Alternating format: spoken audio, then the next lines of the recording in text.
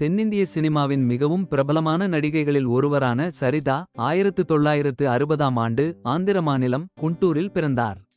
1978ஆம் ஆண்டு கே. பாலச்சந்தர் இயக்கத்தில் ரஜினி நடிப்பில் வெளியான தப்பு தாளங்கள் என்ற திரைப்படத்தின் மூலம் தமிழ் சினிமாவில் நடிகையாக அறிமுகமான இவர் அதன் பின்னர் தொடர்ச்சியாக பொன்னு ஊருக்கு புதுசு, சக்களத்தி, நூல்வேலி, சுஜாதா, ஒரு வெள்ளாடு வேங்கையாகிறது, நெற்றிக்கண் போன்ற பல படங்களில் நடித்துள்ளார்.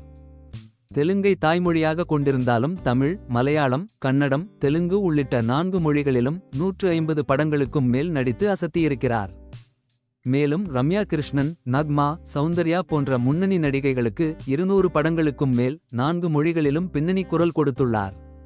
பல்வேறு கலை திறமைகளைக் கொண்ட இவர் தமிழக அரசின் விருதை 4 முறையும், கலைமாமணி விருதையும், கன்னட சினிமாவில் மாநில விருதையும் வென்று தென்னிந்திய சினிமாவில் தனக்கென தனி இடத்தை உருவாக்கியிருக்கிறார்.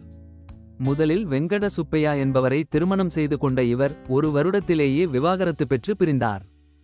பின்னர் 1988ஆம் ஆண்டு மலையாள நடிகர் முகேஷ் என்பவரை இரண்டாவதாக திருமணம் செய்து கொண்டார். இந்த தம்பதிக்கு ஸ்ரவன், தேஜா என்ற மகன்கள் உள்ளனர். பல்வேறு திறமைகளுக்கும் புகழுக்கும் சொந்தக்காரரான இவர் தனிப்பட்ட வாழ்க்கையில் தன் 2வது கணவனால் சந்தித்த பல்வேறு கொடுமைகள் குறித்து சமீபத்தில் அவர் அளித்த பேட்டியில் பேசியிருக்கிறார். அதில் தான் கருவுற்றிருந்த போது தன் கணவரால் பலமுறை வயிற்றில் தாக்கப்பட்டதாகவும் அதனால் கரு கலைந்து விடுமோ என்ற பயத்தில் இருந்த அவரை பார்த்து அவரது கணவர் நன்றாக நடிக்கிறாய் என்று கேலி செய்ததாகவும் கண்ணீர் மல்க பேசியிருக்கிறார். எந்த பெண்ணும் அனுபவிக்கக்கூடாத துன்பங்களை தான் எதிர்கொண்டதாகவும் சினிமாவில் மட்டுமே பார்க்கும் நிகழ்வுகள் தன் வாழ்க்கையிலேயே நடந்ததாகவும் அவர் வருத்தத்துடன் பேசியிருக்கிறார். பின்னர் குழந்தை பிறந்தபோது 3 நாட்களாகியும் அவரது கணவரிடமிருந்து எந்த தகவலும் வரவில்லை என்று மிகவும் வருத்தத்துடன் தெரிவித்துள்ளார். அதன் பிறகு தான் அந்த வாழ்க்கையிலிருந்து விவாகரத்து பெற்று மீண்டு வந்ததாக நடிகை சரிதா கண்ணீருடன் பேட்டியளித்துள்ளார்.